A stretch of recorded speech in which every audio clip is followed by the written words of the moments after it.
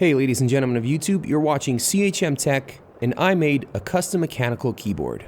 In case you're wondering, casual lo-fi background music starts in 3, 2, 1.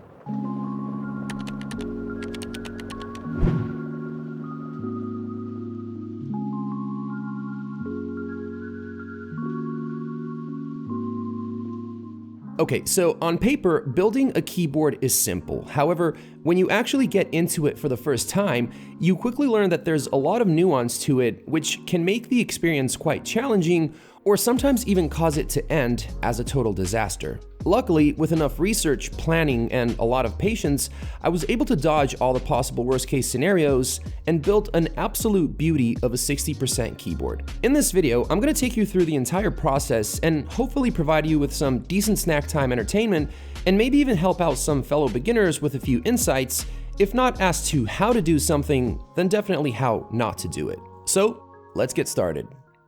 In order to build a mechanical keyboard, you need 6 main components, including a case, a PCB, a plate, a whole bunch of switches, some stabilizers, and a set of keycaps. It's highly unlikely that you'll find any of these components in your local computer store, so the first challenge you might have to face is figuring out where to even get them. KBD Fans is a mechanical keyboard store that is recommended for beginners by a lot of people from the community. So naturally, that's where I decided to start my endeavor. I decided to go for a 60% keyboard, which is commonly recommended for absolute beginners due to the flexibility you get in regard to component availability and pricing. I spent a lot of time researching different components in order to make sure that they're all compatible with one another, and if you're gonna build your own keyboard, I highly recommend that you do that too. Some of the things you want to pay attention to here are that your PCB can fit into the case, that the holes for the screws on your case, PCB, and plate can be aligned, and that the USB port cutout on the case is in the right place.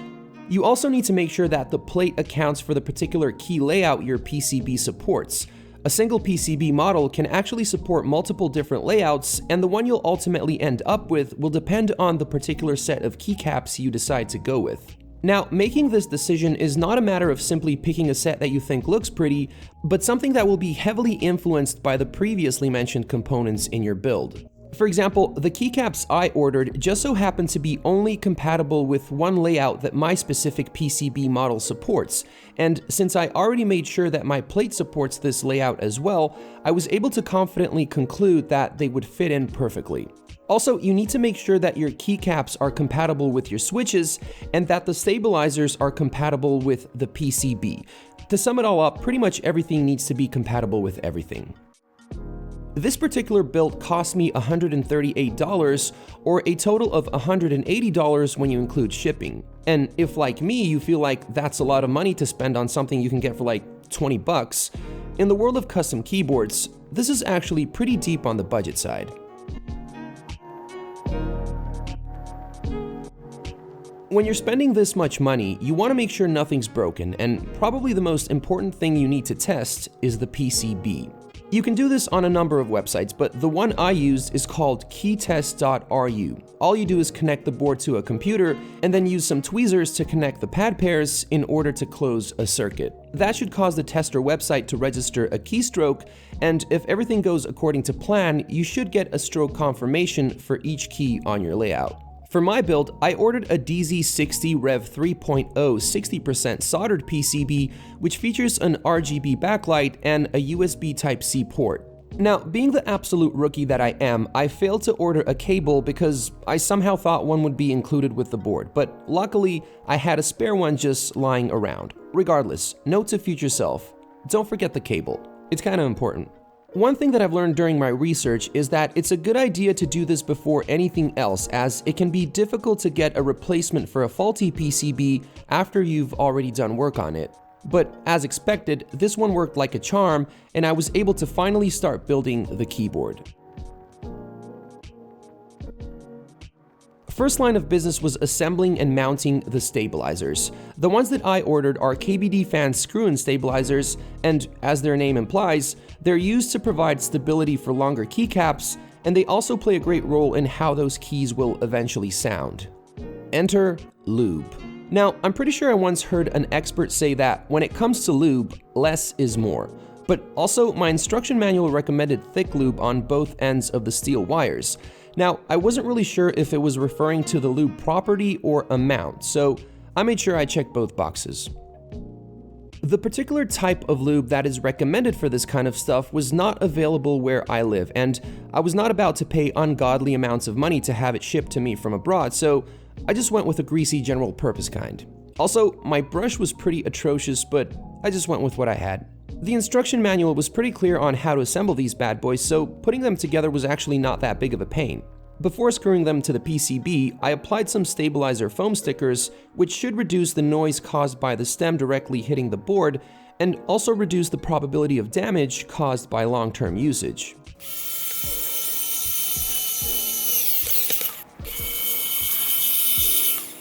I also managed to get a bunch of grease all over my PCB, but hey, sometimes in order to get shit done, you gotta get a little dirty.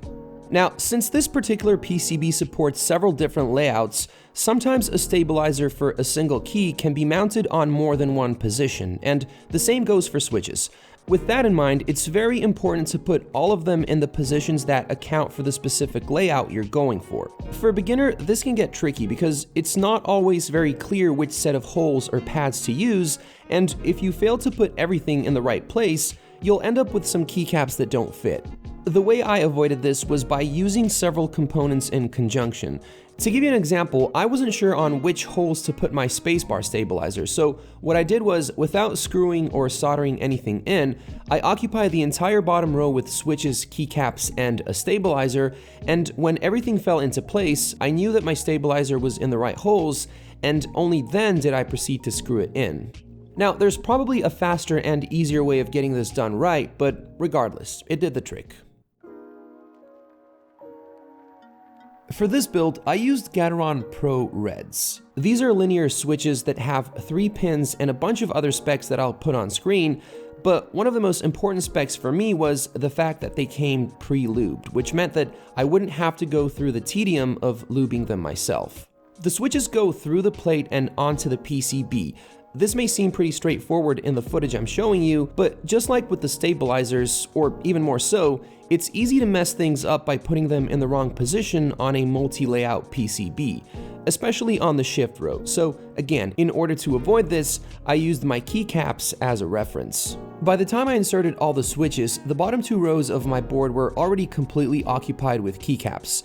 I did initially plan on removing the keycaps before soldering, but I quickly figured out that removing them at this point would come with the risk of a bunch of switches popping out, which would just set me back to square one.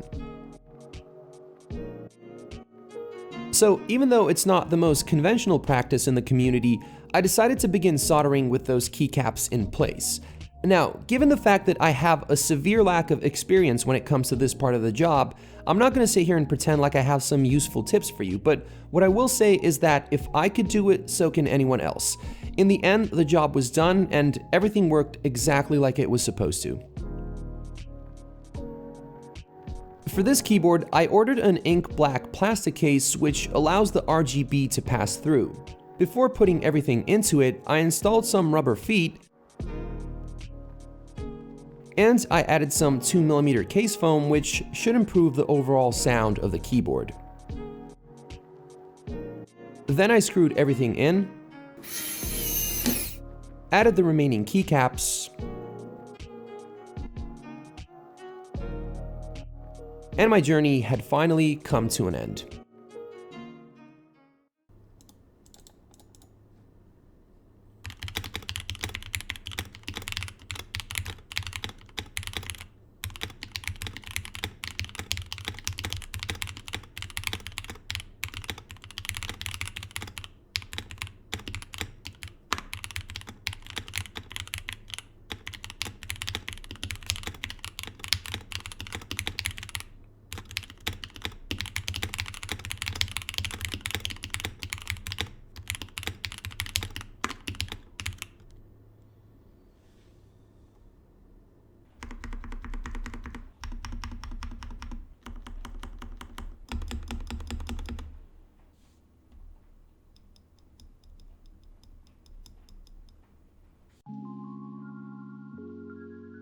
In the end, I gotta say that this was a great experience which I had a ton of fun with. Now, since I don't have a lot of experience in the field, I can't objectively speak about the sound of the keyboard. I'm sure that more experienced people will leave their critiques in the comments below, but personally, given the fact that this is the first keyboard I've ever built, overall, I think it sounds nice and that it looks just beautiful. Anyway, let me know what you think in the comments. If you enjoyed the video, please leave a like and maybe even subscribe if you haven't already. Thank you so much for watching, and as always, stay strong.